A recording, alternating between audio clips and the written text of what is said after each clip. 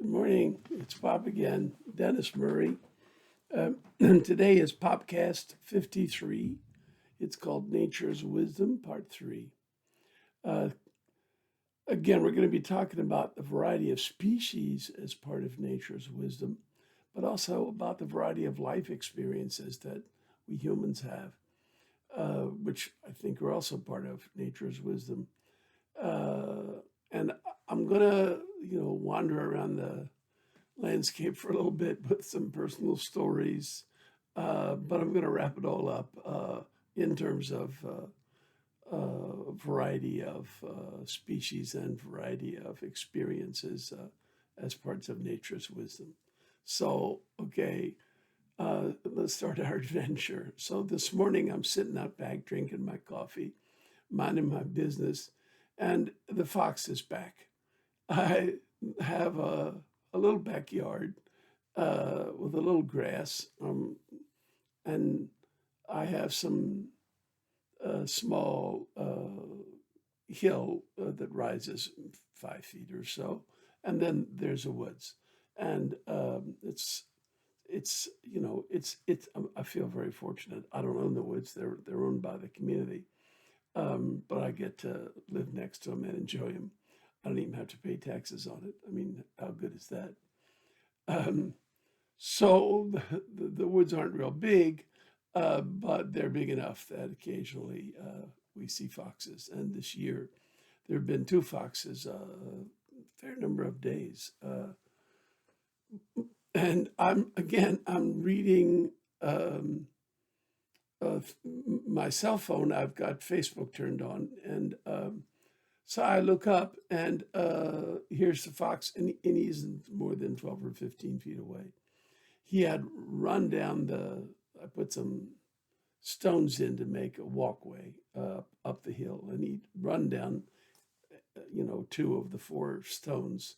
So he was very close to me, and he was trying to jump a squirrel, and the squirrels were on the patio, eating the seed I put out for them most mornings.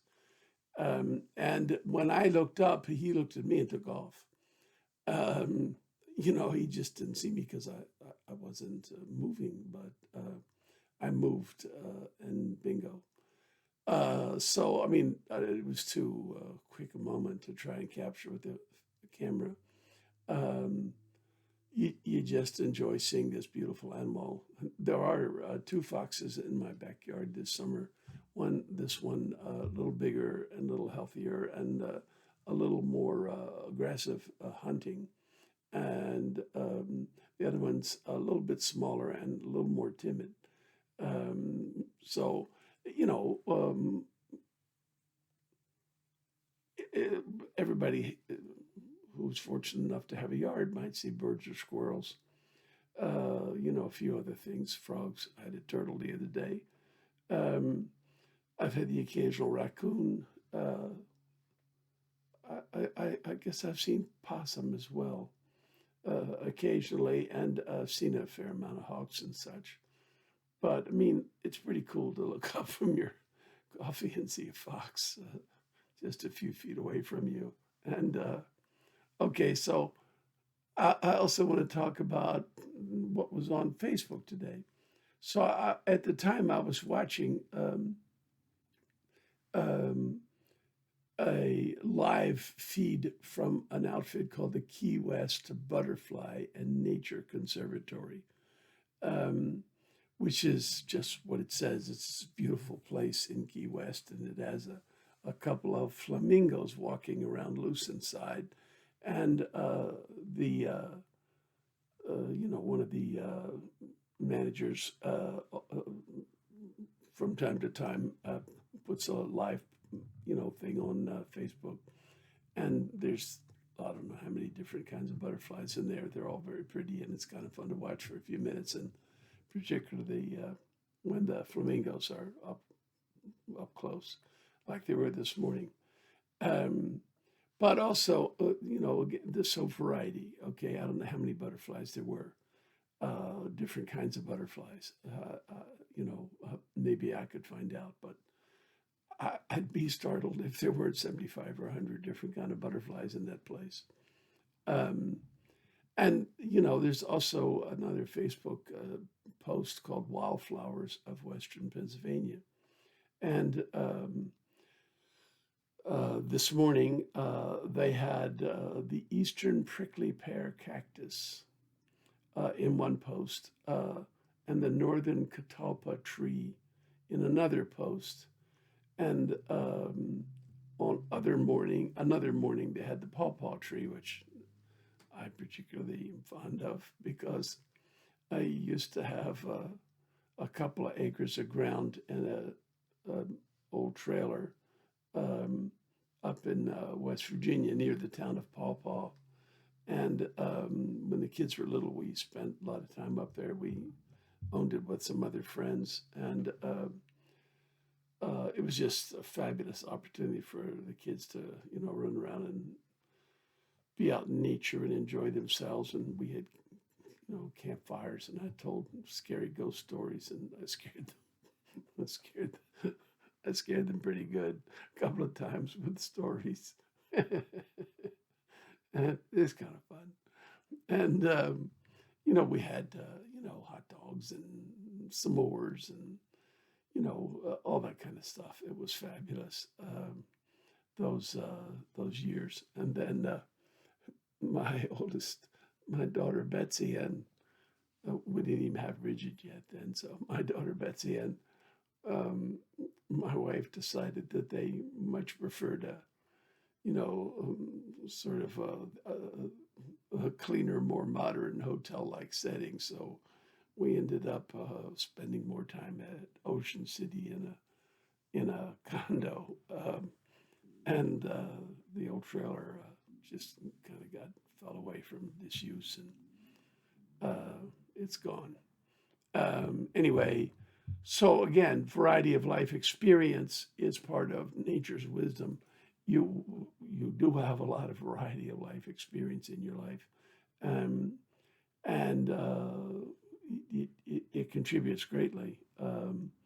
And just as there's this variety of species and this site, to give you an example, let me just see if I can find real quickly this.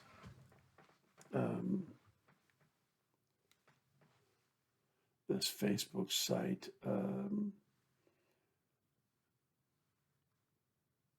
Let's see, where do we search?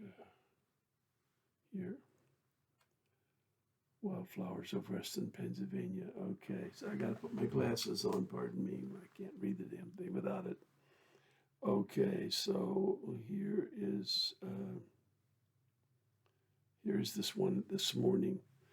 So the Eastern Prickly Pear Cactus. Now I'm not going to read this whole thing. It's pretty long. I mean, it's the whole page and more. It's like 2 pages. But here's the picture of the flower. I don't know if you can see that nicely or not. I'm getting a lot of glare, huh?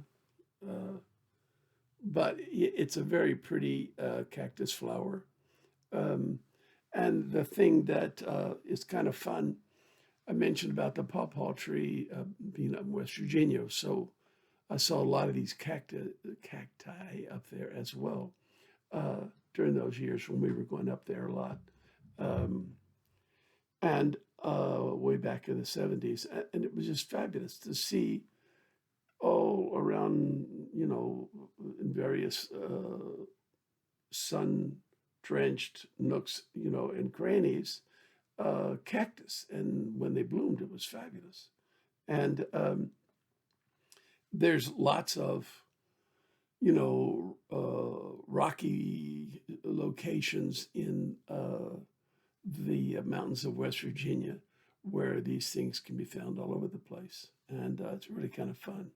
So this description, I wouldn't read all of this. It would take us way too long, and it's not important. But just to get you some idea, he describes this as the kind of soil it grows in, the details about the length of the stems, the spines are smooth, and there's bristles, And the leaves are small, drop off quickly. It produces large, showy yellow flowers from May through August. And he gives a lot of detail about the flowers, their dimension, the exact description of the flowers, that bees are the major pollinator of the flowers. Um, he details the petals, the sepals, the stamens, and talks about the fruit, um, and describes that these are commonly found in clumps because they spread by means of roots, and it's drought resistant and winter hardy, um, et cetera, et cetera, et cetera. The bristles um, are um, hard to remove if they get on your skin, so you have to be very careful if you want to eat this plant to remove those bristles first, and then you can cook and eat this plant safely, and apparently it tastes pretty good. Um, and of course, this guy is talking about Western Pennsylvania, so he details the counties in Pennsylvania where this is found, and he indicates that right now it's in an endangered status. Let's see how he describes it. It's called rare. Um, because it's found very little in Western Pennsylvania, but I can tell you it's fairly frequently in the mountains of West Virginia around the town of Paw Paw. And, so then there's another description today about this catalpa tree. And it's also long and detailed. And for the reason that, species are so similar in appearance, you need to give a lot of detailed description in order to determine that the flower you're looking at is the flower of this plant instead of that plant. Like, what do you care? It's a wildflower. You're just walking through a woods and enjoying the heck out of all the beautiful wildflowers that you might see at various times in spring and summer. Uh, I hope you have an opportunity at some time in your life to do that. But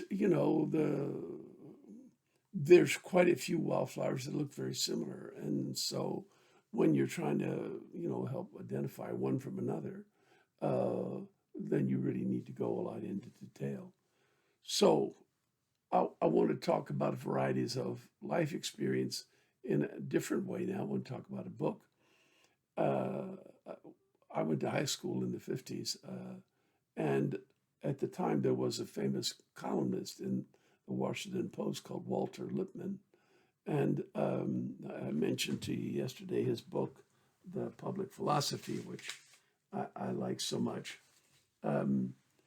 He wrote this in 55, and it was the last major work of his life. He wrote his first book in 1912 when he was still a kid. He got through Harvard in 3 years because he was, extremely gifted. But he decided to stay a fourth year because he wanted to work with a famous philosopher called George Santayana and some other people who were there that extra year lecturing.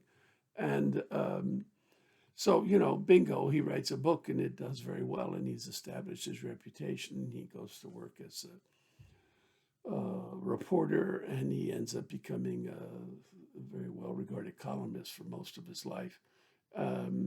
His life and his achievements are, pretty good.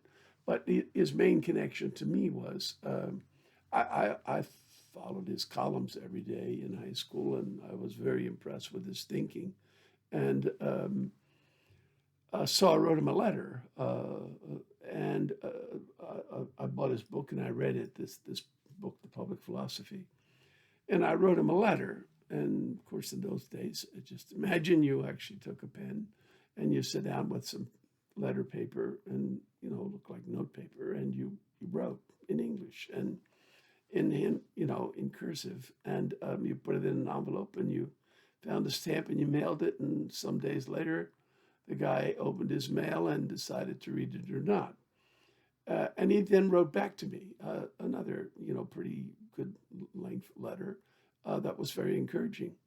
And the funny thing was, I was telling, the guys I went to school with about it, and one of them said, "I don't think you really understand. Um, he's my great uncle, and you must have really impressed him with your letter because he's really an important figure in, national circles on political thinking, and he's written a number of books, and he's a player, and so for him even to read your letter, much less write a long letter back, you must have struck the right chord." Um, I was very touched, and as it happens, as I read the book again, I realized that I was the kind of person he was hoping would restore the public philosophy that he felt was based on some uh, universal natural laws. Now, what he meant from that is that our human nature, as I would put it, has evolved, as he, to have some features in it that are universal. And to me, so far, he and I are in complete agreement. But he went on to say that those universals would lead uh, people who were reasonable and who talked things over to agree on essentially the main outlines of what public laws, how the government should be organized, and the main structure of public laws. And I think that time has taught us that isn't the case, that people are too diverse in their life experiences and in their personal opinions um, about life to for natural law, universal natural laws to be a reality that actually works in how in guiding us in living together and forming governments and passing laws. Um, so over time, I have come up with the idea that yes, we do have an inherited part to our psychology, and it does contain a, a couple of universals, things that we all share. It contains the experience of awe, and it contains a call to lead us to live in relation to each other. But it leaves us each to interpret how to do that, and our interpretations are wildly different. And there are some who interpret that the call to live with each other is only people of the same faith or the same color or the same economic class or of the same nation. Um, and there are other people that interpret the call to be reaching all people everywhere, in whatever circumstances, even people that hate you and that want to hurt you. Um, and if we can go back and forth between some of the things we're seeing in today's modern life and Jesus's phrase about turn the other cheek, we could see that range of difference is pretty huge. And so I think what happens is um, Walter Lippmann was wrong in thinking that there's a natural law philosophy that shows us how to form governments. But I do think he was right that there are universals in our psychology, but they just stop at a much lower level. Only the level of a sense of awe and a sense of being led to each other so that we're a gift to each other. And but a huge variety of opinion about how to live that being a gift to each other. And so I think that instead of calling on universal natural laws and deciding how governments should be formed, I think you have to negotiate and everything, all the laws, all the form of government, it's all negotiation. It doesn't mean there aren't universals, but it does mean that they're very fundamental universals and that most of ordinary life has to be negotiated. Um, and the stance that allows negotiation to occur is to appreciate that all kinds of interpretations are possible. And while some may be deeply offensive to you, regardless, your principal goal is to allow people whose opinions are quite different from yours to perceive that what you really want is to be in relation to them in a fruitful relation, and you want to negotiate some kind of practical arrangements for how government is to be structured and what particular provisions we're going to make in the laws this year and the budget this year for dealing with circumstances that affect people that we would like to do something about. Again, Rome isn't built in a day. I have lots more to add, but there's always tomorrow. Take care. See you then. Bye bye.